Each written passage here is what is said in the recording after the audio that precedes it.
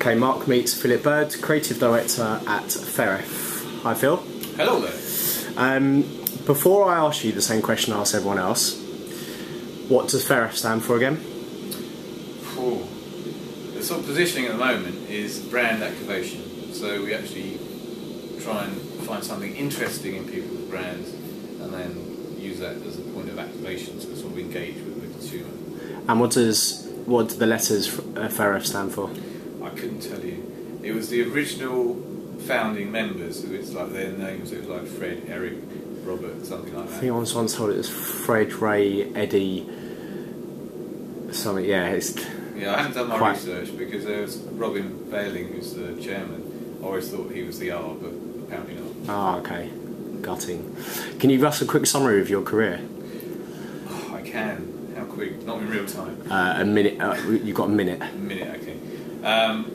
I went to Norwich School of Art, and when I left there I went straight into a company in Peckham, which was like not the sort of hub of the design or advertising world, and that was a start-up, and I was there for about a year and a half, and when I started to look around for other jobs, I was made redundant for the privilege, and we should always, have one of those, I think.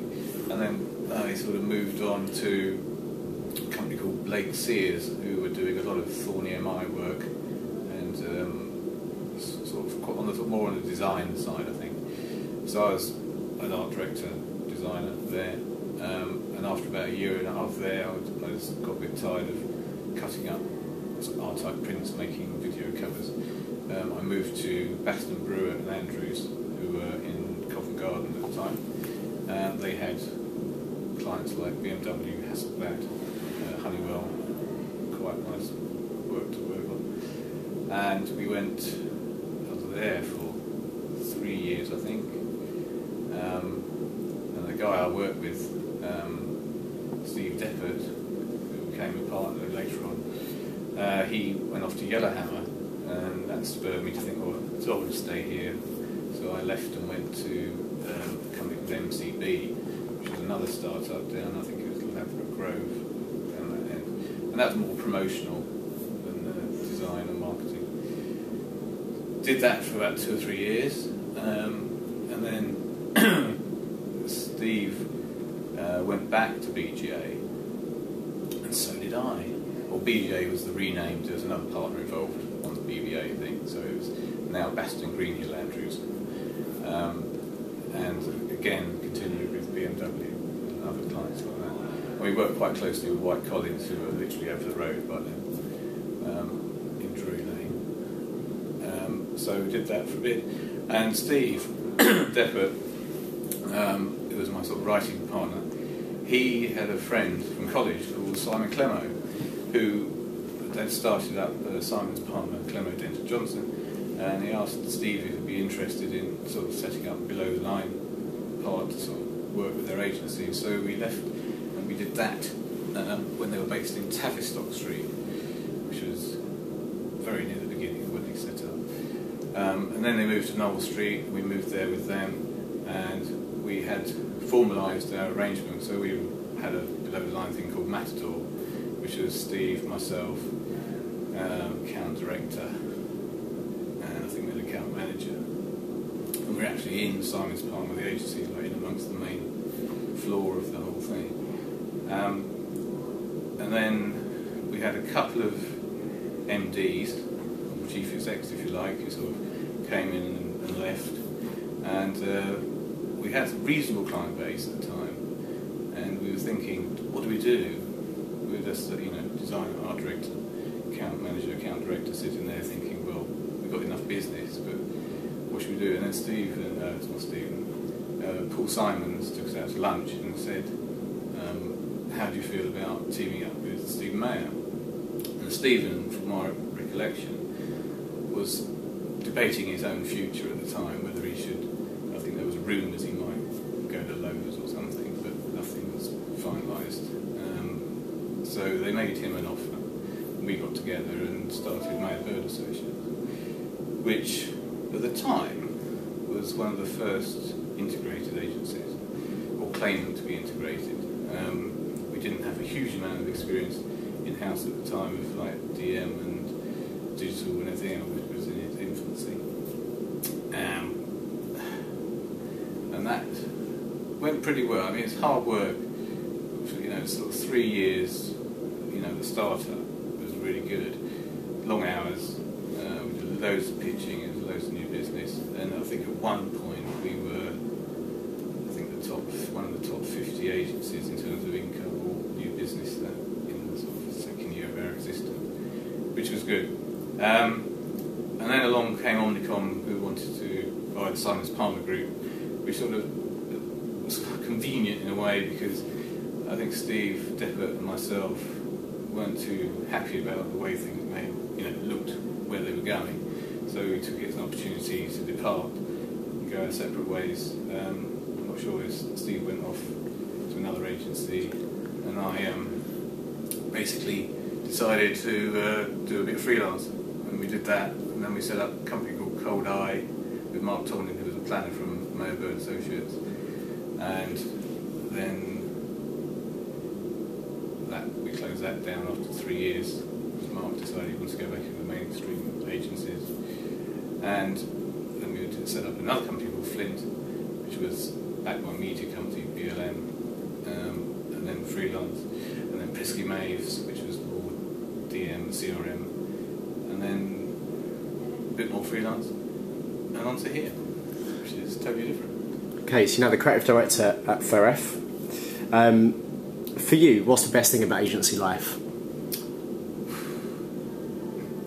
I think it's different agencies have different cultures. I think the best thing about this place is you have a lot of people with a lot of great ideas, and they have a lot of different disciplines, but they're sort of digital, AV, and print, if you like, as a sort of different things. And it's corralling all those ideas to work together, especially for like integrated campaigns when we get the opportunity, which is really good because you get cutting edge expertise in digital. You have to sort of try and bring that in line with the stuff that's going on in print and everything else. What was the last film that you've seen? Life of Pi at the cinema was the last one. And what are your thoughts on that? It was much better than I thought, because having I know somebody read the book. I haven't read the book, and they were sort of going, I don't know how they're going to possibly turn that into a film. So I actually went to see it with them, and they said there were 1 or 2 bits they left out, but as a film I thought it worked really well. I'm going to put you into a corner now. It's a difficult question. How would you design a spice rack for a blind person? I think I'll do it alphabetically with Braille, so that if you had a top line, well, let's say you had over oregano kind of thing, you'd have a line down the side which had the Braille alphabet, and then you'd work your way across the different ones. If you had a superpower, which would it be and why? I think it'd be to be invisible. And why? Because sometimes you just like to observe what's going on without being seen. What 3 words would your colleagues use, do you think, to describe you?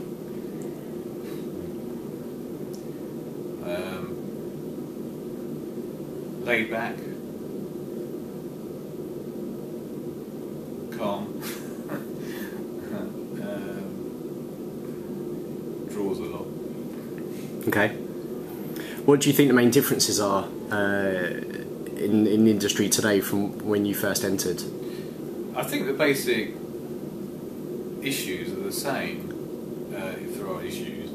I think what's changed a lot is obviously massive fragmentation of media and the onslaught of digital, social media, and all those different ways of like spending your money, if you like. So the big issue now is where do you put your budget to get the best return. I think as far as any issues are, it's the same here as it was when I started. It's like the quality of the brief and the defining the problem, and then you can go and solve it is always the key thing. So I think a lot of people seem to think because there's so many different options, you don't have to do things the same way. You mentioned early on in your career that you faced redundancy and that actually everyone should experience it to happen to them at least once.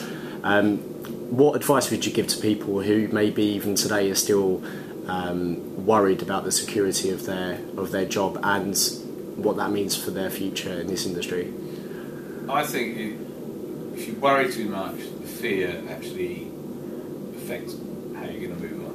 I mean, in truth, I was when I was at Pressy Mays, I was there about 5 years, I think, and after 3 years, I mean, I was being paid quite well, thank you very much, but after 3 years, I was thinking, do I really want to do this? It was a little bit boring, because it was a lot of it was data driven rather than creatively driven, and I thought, this is not the way I want my career want to go, sort of thing. And I think the fear for me was, oh, should I leave? Should I stay? Should I go? You know, what's out there? And I think it's to keep positive. So rather than worry about redundancy, you should just basically have some goals and steps in your mind where you go. If it happens, you just put those into place. What do people have to do these days to creatively impress you? I think it's about ideas. It's not about doing something that's never been done before. I think there's a lot to be said for analysing a problem, actually coming up with a really good solution that solves a business problem as well as a creative or communications problem. So if you're trying to sell, I don't know, 10,000 units of something, we have a target from the client and they come in with an idea which you can see will do that, and that's good stuff. Do Feref have a grad scheme in place or a kind of placement or we do have interns, or paid interns. We have two, I think, at the moment in client services. We had two in creative. One's now sort of junior designer, and we had a Flash developer who came in as an intern. And he's just moved on to another job, and we intend to keep that going. And what advice would you give to people who are looking at, I guess, considering Feref as one of many agency options to apply for? I would apply. I think it's quite a broad. It's small enough that you feel like you're making a difference or you're part of a team, and it's big enough that we work with some large clients like Disney and Vodafone and so on, so that you can see your work on quite a large stage as we get through. If you could work for any agency on the planet, obviously apart from Feref, who would it be and why?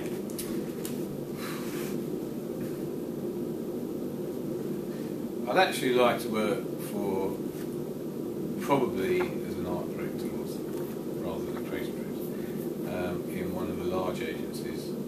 Large networked agencies? Yeah, just to find out what it's like, because I've always sort of had an aversion to that just as a principle, but I've never actually done it, to sort of find out whether my prejudices are founded or not. Do you come from an art or copy background then? Art. Okay. What's the best bit of career advice you've been given? Always keep your book and CV up to date. Okay. Because back to the redundancy thing, you never know what will happen. If obviously the way creatives showcase their work these days is very different to 5, 10, 15, 20 years ago when people used to courier books around town. How do you best prefer to review folios? Do you prefer to receive an online URL or the old school book, or for someone to come in face to face and talk through it with you? I think stage one, because you get so many, is a URL or online folios. Good. And hopefully there's a sort of good about you section which gives a fair idea of what the person's about, their interests. And then I think meet face to face you can't beat, because if someone's good but you've got the right attitude and commitment, then that will win over someone who's brilliant but obviously a strange personality. Obviously expectations for designers and creatives again have changed over the years. Are your expectations that your designers can art direct and your art directors can design and they can work across all media, or do you prefer to work with people that know a specific media inside out and bring in specialists? We have art directors, and I think it works well, that understand all the medias. In fact, we had one guy who's really good who came from a print background and then picked up digital and went on a couple of courses and taught himself more and more digital. And now he doesn't really want to touch print, but I mean, he has that knowledge. And I think that's a good thing, to have the knowledge and also understand a bit about programming. Not actually a programmer or developer, but you understand how that works so that you can see what can be done. And I think that's always useful, but I think for art directors, designers, I think the key thing is analysing a problem and keeping that kind of focus on the sort of creativity rather than the technical side. What are your interests outside of work? Cycling, film, going to cinema, spending time with friends. That's about it. It's quite simple. I heard on the grapevine that you're an Arsenal fan. That is a bit sad, yes. After yesterday, 2-0 lost to Man City, I should say. Who inspires you creatively? Do you still get inspired by people in or outside of the industry?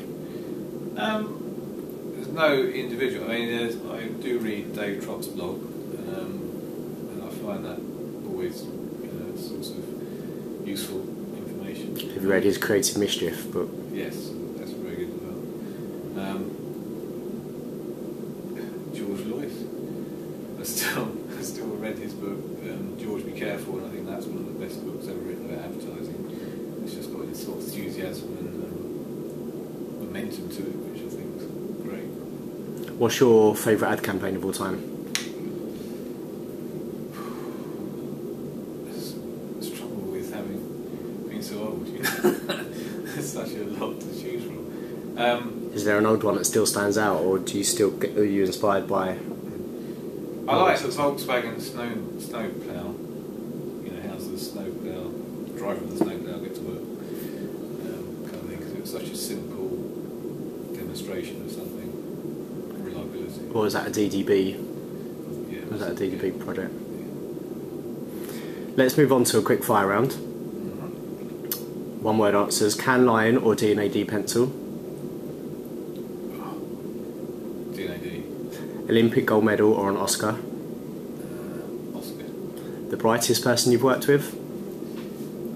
Mark Tomlin. The most creative person you've worked with?